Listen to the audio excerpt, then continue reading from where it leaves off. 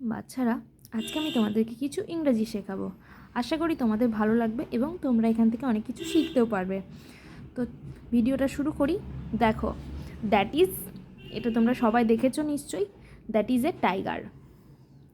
That is a lion. Lion মানে সিংহ, আর tiger মানে বাঘ। তারপরে দেখো, এ ক্যামেল, একটি উট। ক্যামেল মানে উট। An elephant. অ্যান এলিফ্যান্ট কেন লেখা হয়েছে বলো তো? এখানে যেহেতু এখানে ই আছে, তার জন্য এখানে অ্যান এলিফ্যান্ট লেখা হয়েছে। ই একটা ভাওয়েল, এই কারণে এখানে এ না দিয়ে অ্যান দেওয়া হয়েছে। এলিফ্যান্ট মানে হাতি। পরে একটা দেখো কলাম দেওয়া আছে, এ এবং বি কলাম।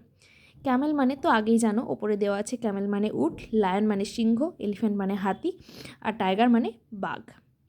পরে দেখো বি কলামটায় কী দেওয়া আছে। বি কলামে দেওয়া আছে ট্রাঙ্ক। ট্রাঙ্ক মানে হলো শুঁড়, হাতির শুঁড়। স্ট্রিপস। স্ট্রিপস মানে হচ্ছে ডোরা কাটা দাগ।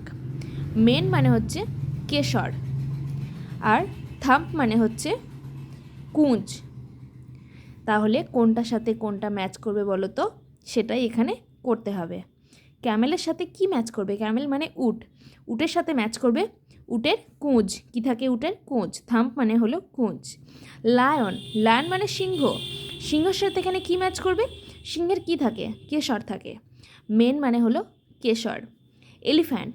এলিফ্যান্ট মানে হলো হাতি, হাতির এখানে কি থাকে বলো তো? ট্রাঙ্ক মানে শুঁড় থাকে। আর টাইগার। টাইগার মানে বাঘ, বাঘের কি থাকে? স্ট্রিপস। স্ট্রিপস মানে হচ্ছে ডোরা কাটা দাগ। আশা করি তোমরা এখান থেকে অনেক কিছু শিখতে পেরেছো।